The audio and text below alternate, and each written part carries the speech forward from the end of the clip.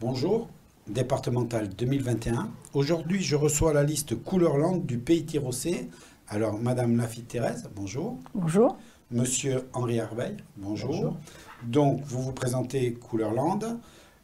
Quelle est la tendance justement de cette liste et pourquoi avoir choisi Couleur-Land? Pour moi personnellement, pourquoi? Parce que je n'appartiens à aucun parti politique et c'est la seule liste qui m'a acceptée comme candidate pour les conseillers départementaux. En 2015, j'ai eu le bonheur d'être approché et Couleur-Land m'a permis de rentrer dans cette famille, je dis bien cette famille, où on prônait déjà en 2015, sous les couleurs de Land, le rassemblement entre des gens de la société civile, et j'en faisais partie, des droites, divers droites, des personnes de la gauche un tout petit peu déçues et du centre. Donc effectivement, je me suis reconnu dans ce désir en 2015 d'avoir envie de porter ces couleurs-là, et non pas simplement un parti. Alors, on va faire un peu plus ample connaissance avec votre parcours, puisque vous êtes infirmière libérale, vous étiez, puisque vous avez la chance d'être à la retraite maintenant, donc active, puisque vous vous présentez. Donc, quel est un peu votre parcours qui vous a amené jusqu'ici, en dehors d'avoir été infirmière libérale? Alors, moi je suis originaire de la Dordogne. Après, j'ai passé mon diplôme d'état d'infirmière et j'ai travaillé à droite à gauche pour aller un peu plus profondément dans le métier. Je suis partie en Angleterre, j'ai travaillé en Angleterre, en Écosse, et de là je suis revenue. J'ai rencontré mon époux dans les Landes. Je me suis stabilisée après un petit parcours, et j'ai 2 filles, infirmières à la retraite libérale, et je n'exerce plus bien entendu, et je suis très disponible. Voilà, donc comme ça, si vous êtes élu, vous savez que vous pourrez vous consacrer totalement à cette mission. Exactement. C'était important aussi pour vous, ça, d'être disponible? Oui, c'est très important parce que je veux me mettre à fond dans ce que j'aurai entrepris et je veux donner mon temps et je veux donner aussi mon expérience et mes compétences à la collectivité. Et Alors, pour moi, c'est important. Professionnellement, donc infirmière, tout le côté santé que vous allez pouvoir apporter votre regard. Vous avez été aussi sportive. J'ai été sportive, oui. J'ai fait partie du club de tennis de Saint-Martin-le-Hens. Et de là, j'ai été initiatrice. Je me suis occupée des enfants en bas âge. Je n'avais pas un très haut niveau, mais c'était très bien. Donc formation, jeunesse. Jeunesse. Vous connaissez un peu comment ça fonctionne. Voilà, voilà. Voilà, donc ça peut aider en fonction de où vous allez être appelé. Exactement. Alors, on va passer à M. Henri Arbeil. Alors, vous êtes déjà un peu plus connu dans le sens où vous êtes conseiller municipal à Sorsons-Gorre, médecin à Cabreton. Donc, donnez-nous aussi, pareil, un peu votre parcours, qu'on voie tout. Alors, 63 ans, je suis né à Pau, Béarnais. Mes 8 premières années, je les ai passées dans une cité, la Cité des Fleurs, qui portait que son nom. Donc une cité HLM. J'ai eu le bonheur avec mes parents de partir en expatriation donc de 8 à 12 ans à l'étranger, à Tripoli en Libye. De retour, 6 ans d'internat à Bétaram, où on apprend la rigueur, le travail. Ma vocation dès l'âge de 7 ans, c'était de devenir médecin, même si j'ai un aucun dans la maison, donc je suis parti sur Bordeaux. Et pendant mes études, j'ai fait beaucoup d'urgences. Je me suis retrouvé à Dax pour faire mon stage d'urgentiste et j'ai rencontré mon épouse, une vraie Chalossaise. Je me suis marié, nous avons eu 2 enfants et nous avons décidé de nous fixer sur Cabreton où depuis 33 ans j'ai exercé un des plus beaux métiers qui est l'exercice de la médecine libérale sur Cabreton et sur toutes les communes avoisinantes. En 2014, je m'engage en tant qu'élu municipal, communautaire. J'ai le bonheur d'avoir à la charge des affaires sociales en tant qu'adjoint. Je découvre ce que c'est que la gestion d'un centre communal d'action sociale. Le travail est fait. 2020 également, on me propose d'être l'administrateur au CIAS, le Centre intercommunal d'action sociale, et on me propose le poste de délégué à l'inclusion, qui est pour effectivement travailler sur les sujets dans les commissions, sur les plus vulnérables, sur les mobilités réduites, sur nos seniors, sur nos aînés. Donc je suis dans cette continuité logique et cet engagement. Je suis comme Thérèse, je crois qu'à un moment nous avons besoin de cette nourriture intellectuelle, et quand nous nous engageons, nous l'avons fait depuis notre naissance, se mettre au service des autres, pas se servir des autres, mais continuer dans ce prolongement. Et c'est tellement, ça nous apporte tellement de satisfaction. Exactement. Voilà. D'accord. Je rajouterai un petit parcours, puisque avant d'arriver ici, on a un peu discuté. Vous avez été aussi fondateur et président d'une association pour la protection de l'enfance. c'est important de le dire parce que ça veut dire ce que ça veut dire, si je peux dire. Alors tout le monde ne connaît pas, il existe tellement d'associations, tellement de volontaires, tellement de bénévoles sur notre territoire et même en France qui donnent de leur temps, même si actuellement on se rend compte que c'est un peu en baisse avec le coronavirus, mais c'est vrai que se mettre à disposition de ce genre de club associatif où nous faisons des actions, ça a été la soupe des chefs, ça a été effectivement des produits qui devaient partir à la déchetterie qui devait être incinérée, où on a récupéré, c'était les caleçons Pouline, rappelez-vous, on a eu une action sur un week-end, nous avons vendu quasiment à plus de 3000 personnes des caleçons de marque à 1 €. Voilà, c'est le genre d'action qui pour moi, en dehors de mes activités de médecin, d'élu, d'hyperactif, excusez-moi, mais j'ai besoin. Et pour moi, c'est cette reconnaissance-là, et je le reconnais, mon ADN, j'en ai besoin. Voilà. Je m'en excuse auprès de tout le monde, mais ça fait partie de mes combats. Et du temps chacun est comme il est. Chacun est comme il est. Ouais. Voilà. Et puis, est-ce qu'on peut critiquer quelqu'un qui a besoin d'aller aider et qui est hyperactif? Oui. Non, je ne pense pas. Il faut le demander à ma famille et à mes amis. Là, c'est autre chose, je suis souvent absent. Oui. Je m'en excuse auprès d'eux. Alors, vous l'avez dit, en 2015, vous êtes engagé, vous avez déjà été au départemental, et en préparant cette interview, vous avez dit, j'ai l'impression de revenir en 2015, j'ai un certain agacement, j'ai un ressenti de surplace. Expliquez-moi. Alors, c'est vrai que pour terminer, le binôme, on a cette expérience professionnelle, d'être à 100% dans le social, d'être disponible, on l'a dit, on est dégagé de nos professions actuellement, donc de jeunes retraités. On ne cumule aucune fonction, aucun mandat, donc nous avons du temps à donner aux autres. On n'a pas parlé de l'équipe et de nos remplaçants, l'un est Tirossé, l'autre est la Bénaise, et ils sont très impliqués sur le plan municipal, communautaire également, sur le plan sportif. Donc nous avions cette logique-là de dire qu'au-delà d'un binôme, il y avait une équipe, et que cette équipe, effectivement, nous avons l'impression, et moi depuis 2015, où j'étais avec Couleur-Land déjà, de parler des mêmes problématiques de disparité, d'inégalité au niveau de la solidarité, au niveau de la cohésion territoriale, les déficits que nous avons, tant sur le plan de la voirie, mobilité, transport, entre les communes de l'intérieur, celles du bord de mer, j'ai l'impression de me battre encore, 2021, et d'avoir ce combat. Et même si ça avance, il y a des points positifs, et on est là pour les reconnaître. Je répète, la gestion des collèges sur le territoire et sur le canton, avec la création du nouveau collège en Grèce, est un point positif, même si en 2015, les maires que j'ai rencontrés des communes de l'intérieur m'avaient dit on aurait bien aimé l'avoir à l'intérieur. Les tablettes qui ont été effectivement données à nos collégiens, ça, ce sont effectivement des points sur lesquels on est obligé de dire, et avec plaisir, ça fait partie des choses que nous aurions aimé mettre en place. Ouais. Mais à côté de ça, le social, on a l'impression que sur le plan social, ça a pris du retard. Sanitaire, nous prenons du retard. On n'avance pas. On n'avance pas. Nous avons toujours les mêmes difficultés pour les familles à trouver des aides-soignantes, des aides ménagères, demander à nos habitants, quand ils ont effectivement leurs aînés qui posent des problèmes de santé, qu'il faut trouver une place en EHPAD. Pareil pour les jeunes qui ont des problèmes de transport, de mobilité, qui n'arrivent pas à trouver des places en crèche. Donc ils sont obligés pour les travailler d'aller dans d'autres bassins d'emploi plus attractifs. Pour moi, j'ai l'impression de parler des mêmes thématiques depuis 6 ans. Voilà pourquoi je suis là. Alors, on va essayer de faire le tour de comment on pourrait résoudre ces problèmes. Bien sûr. Et puis, demain, comment vous, si vous êtes élu, vous allez intervenir sur ces problèmes. Alors, on va en prendre un simple avant d'aller dans la solidarité, le social, le sanitaire, parce que là, je sens que vous allez être assez motivé pour en parler. On a du vécu. Je voulais juste que vous expliquiez, pour que les gens comprennent bien cette notion de cohésion territoriale qui n'existe pas, de cette fracture. On va prendre le tourisme vert, par exemple. Aujourd'hui, on est Pays Tirossé, c'est vraiment le tourisme. Ça, on ne peut pas y échapper. On en est tous convaincus.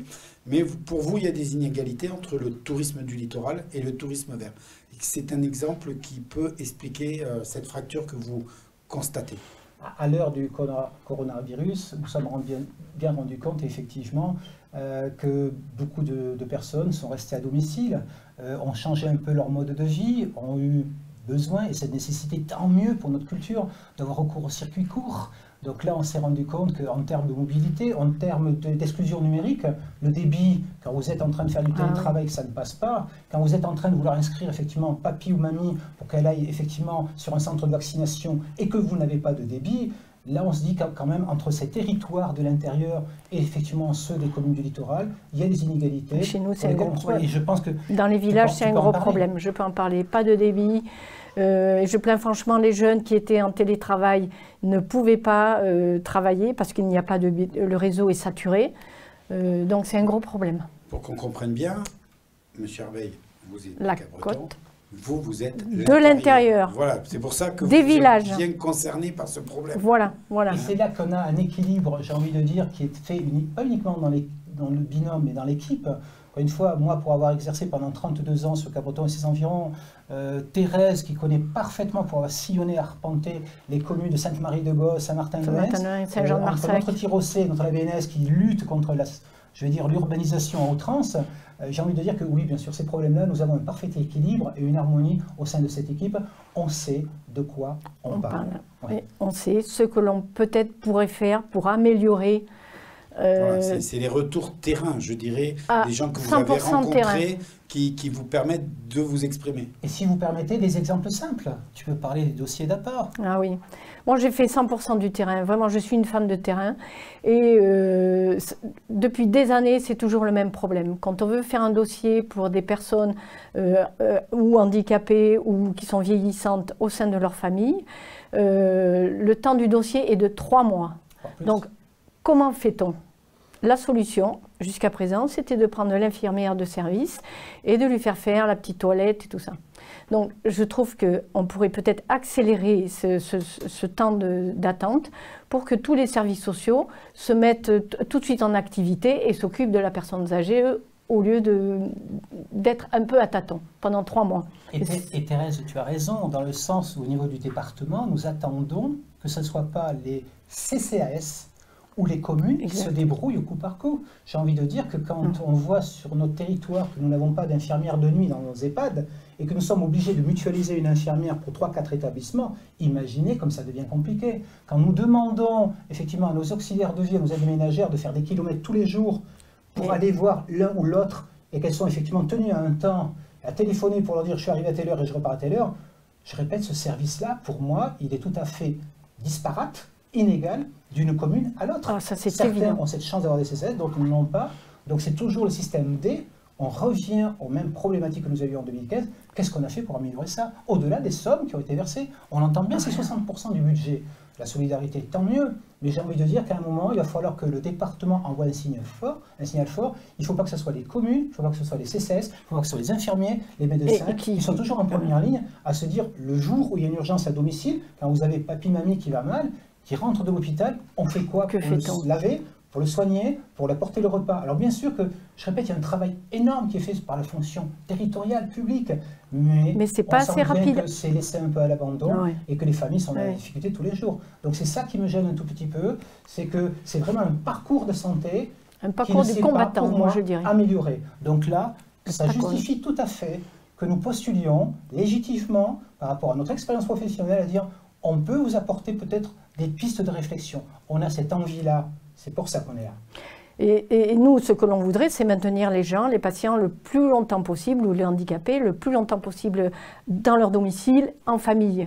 Tu as raison, c'est la demande. C'est la demande. Donc, qu'est-ce qu'il faut? C'est plus d'aide ménagère et plus d'auxiliaires de vie. Il faut un peu accélérer tout ça et proposer des postes intéressants. C'est valoriser les aides ménagères, valoriser les auxiliaires de vie, alors qu'il n'y a aucun suivi et elles sont là à l'abandon, quoi. Je vais agacer un peu, je vais agacer certaines personnes, mais la théorie de l'arbre qui cache la forêt me gêne un peu. Et je n'aime pas être polémique, c'est pas dans ma façon de faire. Mais encore une fois, quand on veut répondre au niveau départemental en disant on crée un village Alzheimer et que ça va résoudre tous les problèmes d'Alzheimer sur nos communes, c'est faux. J'ai envie de dire que quand on est capable de mettre 30 millions d'euros en termes d'investissement pour ce genre de village et que les frais de fonctionnement sont entre 7 à 8 millions, ça nous prive tous les ans d'avoir un EHPAD nouveau sur notre territoire. Et c'est là que c'est un arbitrage ou un choix qui, pour nous, professionnels de la santé, n'a pas peut-être cette cohérence. Tant mieux, ça tape à l'œil, tant mieux, ça permet à certaines familles d'avoir cette chance de pouvoir mettre effectivement leurs personnes qui ont des troubles de comportement. Mais que fait-on des nôtres qui veulent rester à domicile, où là, les maires, je répète, les CCAS, sont voués à l'abandon. Donc personnellement, si nous pouvons trouver des structures privées, je parle de privé, ça fait plus de 40 ans que c'est un mot qui est interdit. On ne veut pas parler effectivement de crèches privées. Ça a été proscrit. On ne veut pas parler d'EHPAD privés. Mais à un moment, je pense que des conventions entre le public et le privé sont nécessaires. Il faut laisser un tout petit peu cette concurrence installée pour avoir une offre. Et je vous répète, il y a une demande énorme. Nous voulons que nos seniors qui vont rester à domicile puissent rester dans les centres lourds. Et ça ne soit pas le problème. Et quand ils ne peuvent plus rester à domicile, parce que c'est quand même compliqué, ça devient compliqué, il y a une liste d'attente interminable pour les EHPAD de proximité. Et qu'est-ce qui se passe? Eh bien, les gens, on est obligé de les mettre dans des EHPAD en dehors du département. Et ça, c'est pas normal. Je veux dire, c'est pas normal. Les structures d'accueil du jour, on peut vous en parler. On les sort de leur famille pour les mettre... Excusez-nous, ça pourrait être un débat qui pourrait durer pendant des heures. C'est notre... On allait partir sur le sujet, ça allait être lancé. C'est notre nourriture, c'est notre nourriture. Au moins, je ne vais pas vous demander... C'est un cri du cœur. Si demain vous êtes conseiller départemental, je ne vais pas vous demander de quoi vous allez vouloir vous occuper. À la pêche, de la culture. Et vous m'avez dit, qu'est-ce que c'est que la solidarité? La solidarité, c'est ça. C'est ça, c'est s'occuper, c'est être solidaire des familles. Se mettre au service des gens. Et pas se servir des autres, encore une fois. Exactement. On est d'accord. Ça, c'est une bonne formule. Je vais pas vous parler non plus des places d'accueil dans les crèches, alors. Ça, c'est un autre problème, c'est un autre débat. Je lance un autre débat. C'est aussi un débat. Je regarde, je jette un coup d'œil sur l'horloge et je dis, bon, là, pour combien on est parti? C'est un grand débat. Il faut en parler, donc, parce que ça fait partie des choses qui vous tiennent à cœur aussi. Circuler, Henri connaît plus que moi. Travailler, se loger, trouver des places pour nos enfants, maintenir effectivement nos aînés à domicile, qu'ils aient des pathologies ou pas, pour moi, ça reste effectivement de priorité. Quand je vois la difficulté que nous avons eue sur une commune pour pouvoir implanter une crèche qu'on appelle une crèche d'entreprise, le fait d'avoir ce logo crèche d'entreprise sur un bassin d'emploi où il y a plus de 1200 jeunes qui venaient travailler, je parle de la zone Pays de Berre, par exemple, ça a été tout un parcours du combattant. Il a fallu trouver effectivement le nom d'une association pour pouvoir créer cette crèche d'entreprise. Et là, effectivement, nous avons les autorisations, on est d'accord. Donc à un moment, j'ai envie de dire que ce partenariat, il faut innover, il faut apporter des solutions. Au-delà de la politique, nous avons des arbitrages, j'entends bien, financiers à rendre, nous sommes des gens responsables, on sait très bien qu'on a un budget qu'il faut équilibrer, mais à côté de ça, je pense qu'au niveau de la répartition, on peut peut-être effectivement gommer quelques disparités et pas mal d'inégalités. Et moi je dis qu'il faut aller sur le terrain et voir ce qui s'y passe. Toucher du doigt, aller dans les familles et voir, analyser. C'est bon. Pour vous, ça aussi, ça fait partie je dirais presque, d'un engagement, c'est d'être sur le terrain et d'y rester. Vous considérez qu'à un moment donné, quand il y a des élus, ils oublient qu'il faut rester en bas? Ils oublient les villages. Ça, on est bien à l'écart. Et c'est dommage parce qu'il y a beaucoup de monde, il y a de plus en plus de monde dans les villages. En tant que journaliste, là, vous me tendez une perche. Il fallait pas. J'apprécie, vous savez, je suis assez réactif. Et j'ai envie de dire que, oui, nos élus, et je le sais, pour être un élu municipal, communautaire, prendre des responsabilités au niveau de mon agglo, c'est quelque chose avec lequel j'ai du plaisir. Et nous travaillons au-delà de nos convictions, qu'on soit différents en commission, on a toujours cette intelligence de se dire qu'il faut avancer, faire avancer les dossiers. Mais j'ai envie de dire que comment voulez-vous croire effectivement un élu qui va vous dire qu'effectivement lui, le cumul des mandats, ça ne pose aucun problème, qui est maire, qui est conseiller départemental, qui est vice-président d'une agglo, qui est en même temps président d'un syndic, il trouve le temps. Moi je veux bien, j'ai passé ma vie au service des autres à travailler 14 à 16 heures par jour. Actuellement je suis un peu à la retraite, ça me prend déjà beaucoup de temps, le peu de responsabilité que j'ai, j'en dis il faut être crédible quelque part. Donc la disponibilité restera un de nos atouts, c'est évident. Ah, ça c'est évident. Là on sent que porte ouverte. C'est aux électeurs, à un moment, de faire leur choix. Et est-ce que nous sommes convaincants? Je le dis bien, ce lien de confiance, cette sincérité, cette humilité que nous avons, on ne va pas répondre à toutes les questions aujourd'hui. On en oublie plein, on s'en excuse. On n'a peut-être pas parlé des associations, on n'a peut-être pas parlé effectivement de la pêche actuellement artisanale, avec Cabreton, le seul port des Landes. Donc on en a oublié, on s'en excuse, mais encore une fois, nous serons là pour vous défendre et nous défendrons, je répète, les couleurs de notre canton. Ça, c'est une priorité. Et seront présents. Alors, vous m'avez tendu à votre tour une perche, dans le sens où on va revenir sur la politique, dans le sens du terme, c'est-à-dire que le 20 juin, la raison de votre venue sur notre plateau, c'est qu'il va falloir aller voter.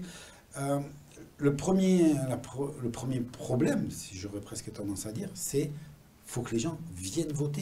Comment les convaincre de voter? Il faut aller les voir et leur expliquer. Parce que tout le monde ne sait pas à quoi sert un département. Il faut leur expliquer. Et après, ils comprennent. Donc, à quoi sert un département? À quoi sert un département? En 2015, nous avons eu le bonheur de sentir qu'il y avait une véritable volonté de changement. En 2015, pour Couleur-Land. Nous avons eu un score qui était très flatteur, pour quelques cinquantaine de voix. Effectivement, ça n'a en rien enlevé notre détermination. 6 ans après, je peux vous dire que j'apprends, j'ai appris, je suis présent, et tellement cette envie de nous engager que nos premières priorités, oui, ça sera de faire un diagnostic, effectivement, sanitaire, social, médical, et je le répète, c'est vraiment l'urgence actuellement, et sociale et environnementale, et on ne peut pas dissocier les deux. Le recul du trait de côte, j'ai envie de dire les inondations actuelles, font que les agriculteurs, on ne les oublie pas. On a bien entendu le dernier arrêté du tribunal de Pau en février qui dit qu'il va falloir effectivement d'ici 2022 réfléchir à l'irrigation. Ce sont des sujets, même si ce ne sont pas les nôtres, nous serons porteurs de ces sujets-là et on sera là pour les défendre. Encore une fois, en médecine, qu'on soit infirmier ou médecin, je peux vous dire que quand on a un souci, le but du jeu c'est de trouver très rapidement, dans le quart d'heure qui vient, après avoir fait le diagnostic, une solution. C'est notre façon de faire, on n'a pas besoin d'autorité au-dessus, on n'a pas besoin d'avoir effectivement une opinion et un parti politique derrière pour nous dire ce qu'il faut faire. Ce n'est pas notre genre, nous sommes des électrons libres. Donc c'est pour ça que Couleur-Land nous va bien, ça représente tout à fait ce que nous souhaitons apporter. Et d'être sur le terrain, pour moi, c'est capital. Proximité, tu as raison. Proximité, c'est capital. Donc, je vais quand même vous poser ma dernière question, parce qu'on arrive à la fin, on sent qu'il y a de la conviction, que vous voulez y aller, que vous voulez... C'est bien. Personnellement, je trouve ça bien d'avoir des gens qui y vont convaincus. Justement, vous avez réussi à me convaincre à aller voter. Je suis le 20, je suis dans le Pays Tirossais, il y a 7 listes. Vous avez le record du canton avec 7 listes. Pourquoi prendre votre bulletin plutôt que prendre un des 6 autres bulletins? Qu'est-ce qui, pour vous, fait qu'on doit prendre le vôtre et pas les autres? 2 choses. La solidarité. 2 choses. 2 choses. Et je vais te donner la fin, et tu auras le dernier mot. 2 choses. Premièrement, j'ai envie de dire que Couleur-Land, nous sommes la seule famille politique à effectivement présenter sur les 15 cantons 14 binômes. Le 15e, c'est sur les séances, mais on sait qu'ils sont des sympathisants. Donc, nous sommes là depuis 2015 et nous n'avons pas changé nos couleurs. Deuxièmement, en face de nous, nous aurons 6 listes très marquées politiquement, de l'extrême droite à l'extrême gauche, encore une fois. Et là, quelque part, moi j'ai envie de dire que les futurs conseillers départementaux que nous serons doivent représenter tous les Landais. On va pour vous, on ne va pas pour un parti, pour une idée ou pour une idéologie. Ce qu'on veut, c'est faire changer les choses. C'est tout. Voilà le message que j'ai passé. Au service des Landais. Et je te laisse la parole. Alors, votez Couleur-Land, le souffle du renouveau. Le souffle du renouveau. Merci Thérèse. Très bien. Je vous remercie beaucoup dans cette campagne d'avoir pris le temps de venir nous voir sur notre plateau. À vous. Merci à vous. Plaisir, merci Bonne à vous. continuation. Merci à vous. Je vous dis à bientôt et au revoir. Au revoir.